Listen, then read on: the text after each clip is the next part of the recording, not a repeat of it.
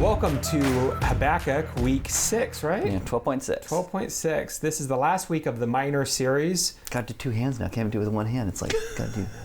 This is This it. would be it for the minor, so you're going to change the Yep. decor, huh? Yep. Yes. All right. So we're changing the decor. We're actually going to change the format of this show now. We're moving into a new season of Talking Element.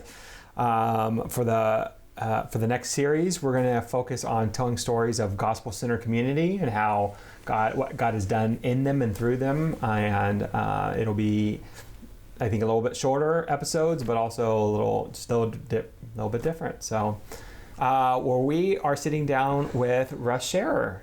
Tell us a little bit about who you are. Oh, my name's Russ Scherer.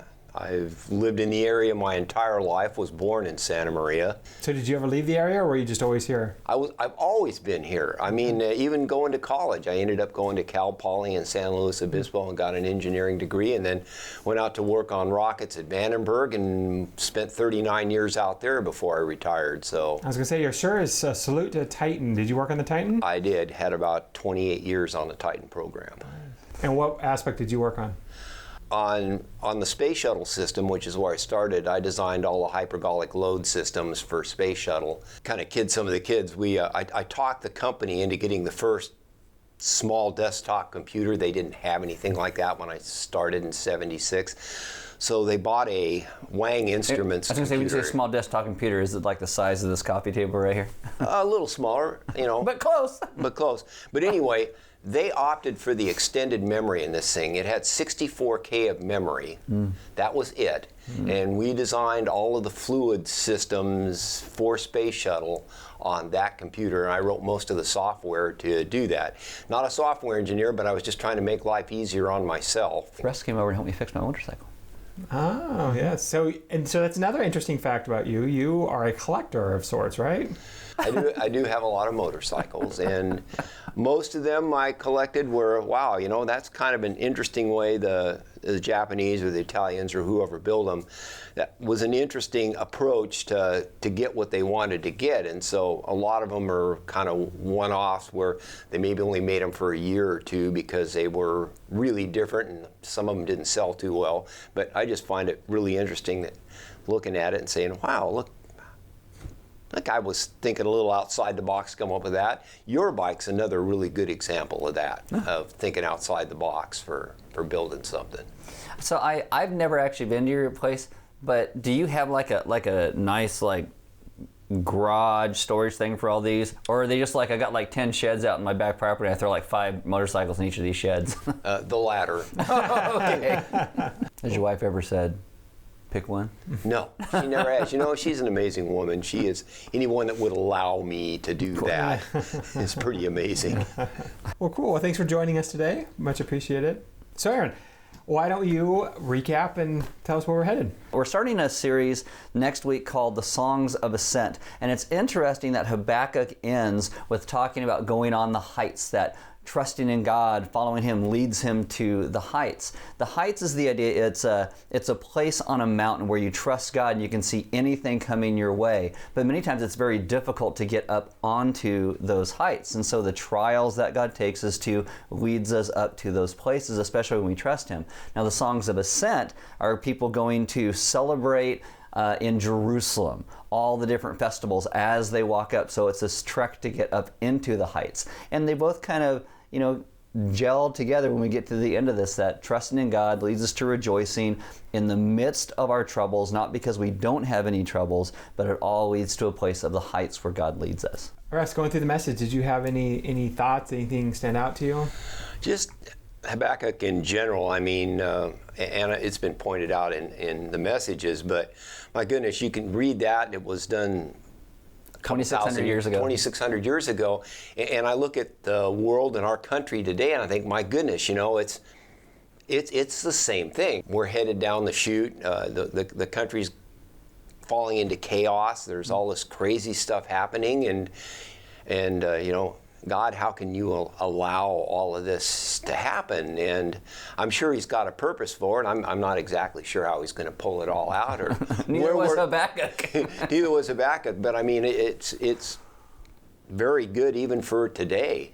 And how about for you, kind of personally?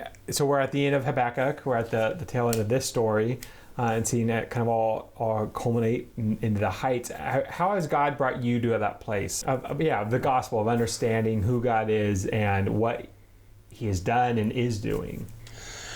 Part of my makeup as an engineer and being a troubleshooter and all, I really like, if something's going south, I want to figure it out and I want to fix it.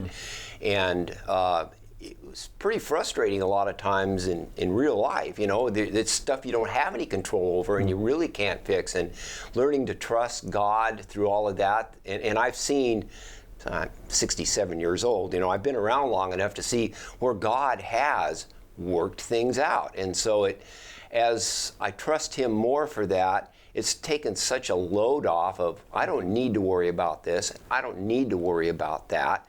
I like what you said to me, I think it was towards the end of Acts, but you said, I really enjoy learning all of these things because every time I think I know something, I learn something new. And you stated one Sunday, for some of you folks that love history, you're going to like this message. For you that hate history, well, sorry about that. Yeah. I'm one that loves history. I like to see the context in which something was stated because I can internalize it a whole lot better that way, knowing this is what the culture was doing, this is what was happening. If I get a little background of the history of what was going on, man, it just makes it sink home so much more to me than otherwise. Yeah. So I enjoy that. I mean, it helps me. We have these ideas of what God will do based upon what we think He should do. In Israel, when they all went into Judah, it was never the same. They were never a sovereign again. They always had someone over them. And yet God allowing to happen what happened enabled all those Jews to disperse throughout the known world. And those, synagogues ended up popping up everywhere. And God did a work that way, but it never would have happened if this dispersion didn't take place. God's timetable is completely different from what we expect. So even though we may think there's no hope, I mean, He's got a plan, and it may just take a whole lot longer than what we think it should. And I appreciate that point of we can't come in with our assumptions of what that means. We can't come with I praise God for what He's done in the past, and therefore what I think. So He's got to do this thing in the future. What I want Him to do again. So you talked a lot about rejoicing. I did. You talked a lot about... And rejoicing comes out of last week. Actually, so, you take that idea of rejoicing. Last week it comes out of remembering. And today we kind of end with the idea of repeating of what that looks like, because all those things are meant to move us to a place where we rejoice. We repeat what God has done because it reinforces the remembering, and that comes out almost of a discipline of teaching ourselves to do that. When I get freaked out, when I get angry, when I don't know, where the next thing is going to happen is in our country, I don't have to focus on that. I can focus on what God has done and repeat to myself that He is good and He is holy and He is righteous and He will bring good out of everything. And by repeat, you mean that's the narrative you tell yourself. It's the gospel you tell yourself. We're called to gospel one another and speak the gospel to each other, but we also gospel ourselves, and a lot of times when we want to forget. God is constantly repeating so that we would come to the place that we do remind ourselves of what He is and what He's doing. Russ, for you, what things do you find yourself repeating? What do you tell yourself in the day-to-day struggle of life? I know sometimes in the evening, if I'm going to go out and barbecue a couple of hamburgers or something, and I sit out by the barbecue. Do you mush the hamburgers yourself, or are they frozen patties? Yes. Well, and it's not just necessarily hamburgers, but when I'm sitting out by the pit, and I just look at even just my backyard surrounding me, and the clouds in the sky and all that, and I think, my goodness, God, I mean, how could anybody design something better than the world that we have? Some of my prayer life has changed some too, where I can just sit out there and I just basically talk at the sky or talk to God. Hey, this is pretty cool. I like this. I like that. You've done this. You've done that. And kind of a one-sided conversation. But I mean, I found that I can actually talk to Him that way, and it's kind of cool. I like it. You ever met Steve? He drives that Mustang with the black racing Yes, truck. I have.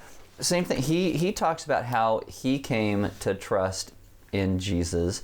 And a lot of that is from creation. Oh my goodness, if you had any kind of an engineering design background, you can't look at this planet and not say that there was an infinitely intelligent Designer. But one of the things we've shared with me over the years is kind of as you've aged, your body has slowed down. Yes. And so like running has been a huge aspect of your life. And it is slowed, and you aren't able to go as far and as much as before. And I know that was a struggle for you, has been a struggle as you've come to that realization. How has the gospel spoken into that? How have you used the discipline of rejoicing in who God is helped you through that? Has it, or? Oh yeah, I mean, there were times when I was really down in the dumps a few years back when things started to go south with that, because I always looked at it was being an asthmatic as a young child, and I didn't run my first mile until I was probably 18, 19. I just couldn't. So I always looked at that as... I've never run my first mile. So, I mean, that was a gift I figured that God gave me, and then it was, well, how come this is all changing now? And I think I've grown to see that, I mean, he has other plans for me, but he hasn't taken it away all at once to really make me feel bad, but he's showing me there's more to life than just that. So I believe, he's working through that to get me to another place that he wants me to be. I was reading this thing from an old tennis player who gave up tennis and started playing golf, and he said you in your life, in your prime, you reach a point where you are the best you are ever going to be. Right. And then he goes, and on the backside of that, he goes, you can only get worse more slowly the more that you practice. And so he goes, I just decided to stop playing tennis and take up golf because I never played golf, and I can only get better at golf right now. Yeah, I've told the guys before that at the gym. I said, hey, we're the best we've ever going to be. We're just slowing down the rate of decay at this point. How do we not focus on the stuff or the priorities that aren't salvation worthy? I think it's really hard not to focus on the stuff. The stuff in our lives is where we fall into so easily to get our comfort from. Today, when we lose our comfort or something doesn't come as easy, we shake our fists and say, God, why are you doing this? And yet I think if God actually just removed everything from us, it would be different. I think we would stop lashing out and we'd start to find a place where we trust him in the midst of it. God wants to save us. He doesn't want to save my PlayStation, because all the PlayStation does is distract me.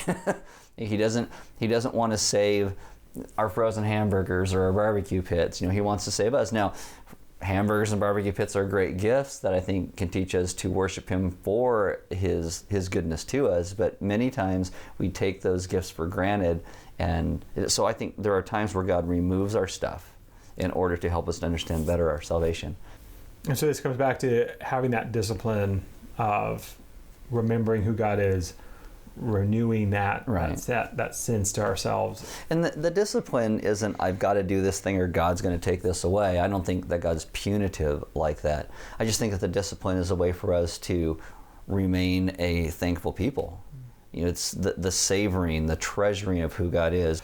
So this week, try to repeat, try to remember, and ultimately rejoice in who God is, what he is doing, and what he has done. And so we thank God for the miners. We thank God for the prophets that came and even the ginger ones, and the naked ones, and the ones in the fish. All they did was talk about repenting and focusing on the salvation, not the stuff, but the turning of hearts to the good Creator, God who made all things. And so as we enter into the Songs of Ascent, as we look into that mountain, hopefully we as a church grow closer to that mountain point where we can all trust who God is, because we can see things coming. And when we don't see things coming, we trust that he is good and in control. So we will see you next week with a very different looking talking element. It'll be a little different, but it'll be fun, hopefully. So thanks, Element.